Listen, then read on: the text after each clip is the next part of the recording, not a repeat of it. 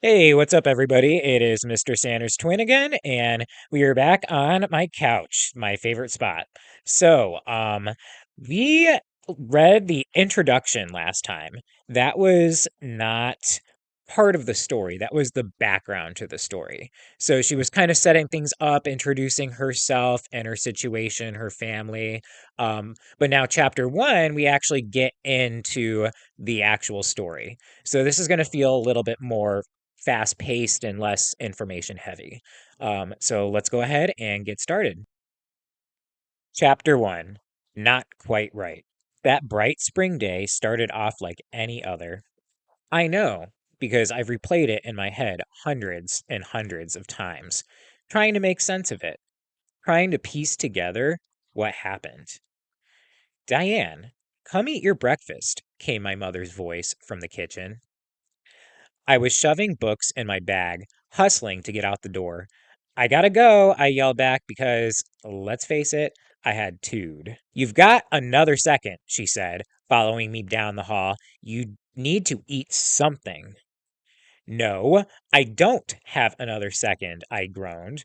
Why do you always do this to me?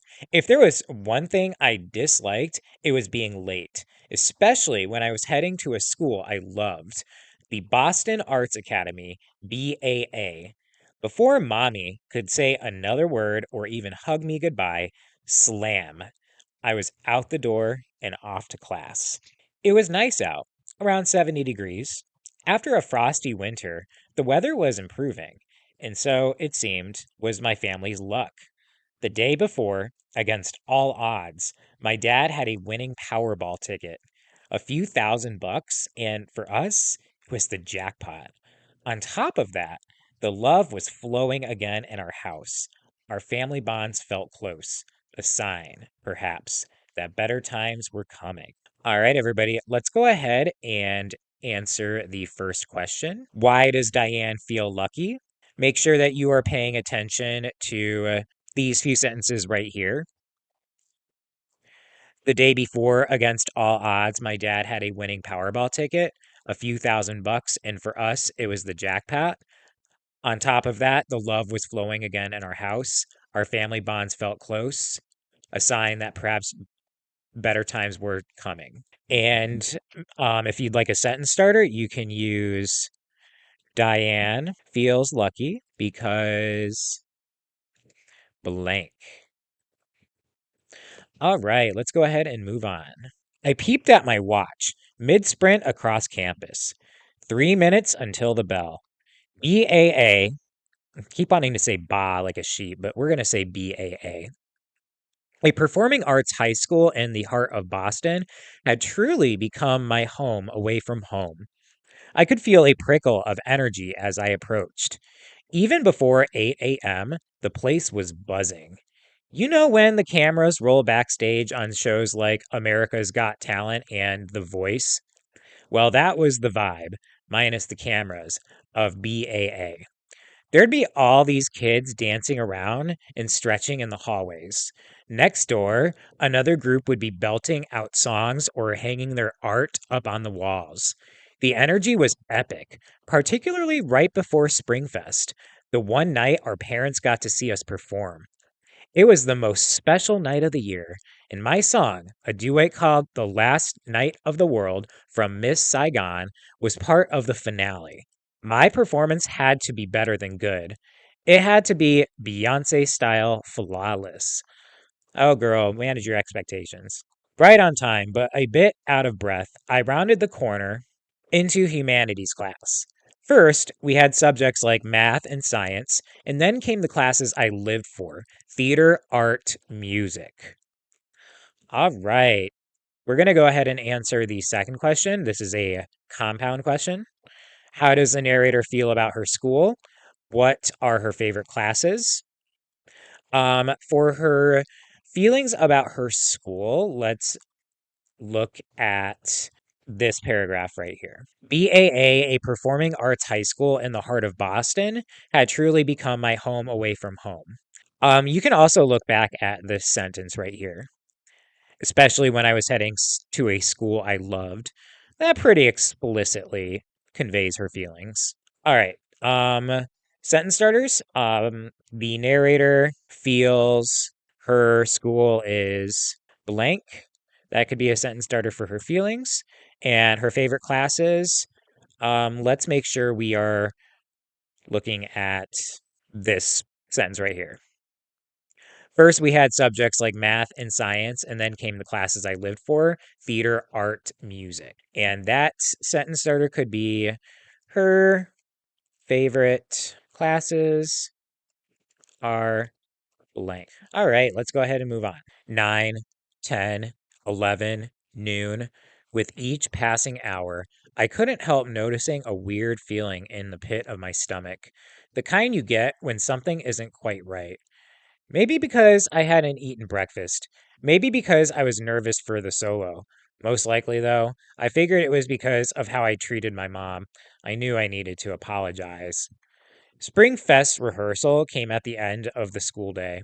My teacher, Mr. Stewart, was already in the music room. So was Damien, the sweet black kid with a fro and glasses who is the other half of my duet. You need to warm up, Mr. Stewart asked me from his perch at the piano. As usual, he was wearing a tie, a dress shirt, and that big grin we all knew him for. I'm cool, I said, stashing my backpack in a chair and hurrying over to them. Mr. Stewart played the ballad's opening notes. Damien's part was first. In a place that won't let us feel, he sang softly. In a life where nothing seems real, I have found you. I have found you. And no, I'm not going to sing. You guys don't want to hear me sing. Mm-mm. Next was my verse. In a world that's moving too fast, I chimed in a little off key. In a world where nothing can last, I will hold you. Mr. Stewart stopped playing. You sure you're okay, Diane? He asked. I shrugged, a little embarrassed. I've been practicing this song in my bedroom mirror and in the shower for days. I knew it up and down. Just rusty, I told him. Let's try it again, Mr. Stewart said. I stood up tall and cleared my throat. Closing my eyes helped me concentrate. In a world that's moving too fast, I sang. In a world where nothing can last, I will hold you. I will hold you. All right, let's go ahead and answer the next question. How does the narrator feel? What does she think is the cause? Another compound question. Let's start with how does the narrator feel? You'll find that information in this paragraph right here. 9, 10, 11, noon. With each passing hour, I couldn't help noticing a weird feeling in the pit of my stomach, the kind you get when something isn't right. The sentence starter for that bit can be the narrator feels blank. All right, so what does she think is the cause? Um, you'll find that in the immediate sentences in the same paragraph. So let me go ahead and highlight in a different color. Maybe because I hadn't eaten breakfast. Maybe because I was nervous for the solo. Maybe most likely, though, I figured it was because of how I treated my mom. I knew I needed to apologize. And that sentence starter could be she thinks it's because blank. All right, so we got one more question and the rest of the chapter. I opened my eyelids long enough to see my teacher nod. Phew, all year I've been trying to figure out whether this music thing was for me, whether I could really make it as a singer. And thanks to Mr. Stewart, I was starting to believe I had a shot.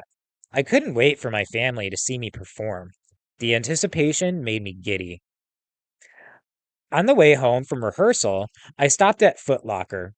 Earlier that morning, Poppy had generously given me a crisp $50 bill from his Powerball win. Buy yourself something nice, sweetheart, he told me. Anything you want. I had my eye on this pair of classic Adidas shell toes for weeks. Splurging on them was a no-brainer. I proudly handed the cashier that shiny $50 bill. You can wear them out of the store if you want, he said. I stuffed my old sneakers in my bag and headed off to the Orange Line. I guess that's their version of the CTA. It was 5:30, definitely time to head home for dinner. At 6:15, the train pulled into the Stony Brook station. I strolled across the platform, careful to keep my Adidas fresh. They were so dope. The sun was setting. I knew my parents would be wondering what time I'd get home. I should let them know I'm on my way, I thought. I spotted a payphone. Yes, payphones were still a thing. Dropped a quarter in and dialed. Ring, ring, ring, ring. You've reached Maria, Hector, and Diane, said my mother's voice on the machine. We're not here right now. Please leave us a message. Beep.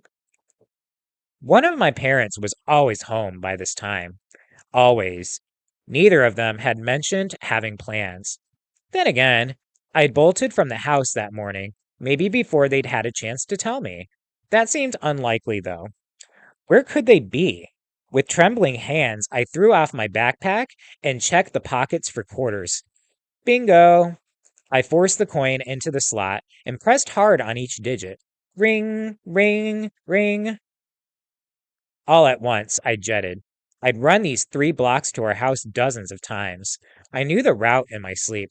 Let them be home, I prayed with every step. God, please, let them be there. 1 block, 1.5, 2 blocks. A girl on her scooter called out, Hey, Diane!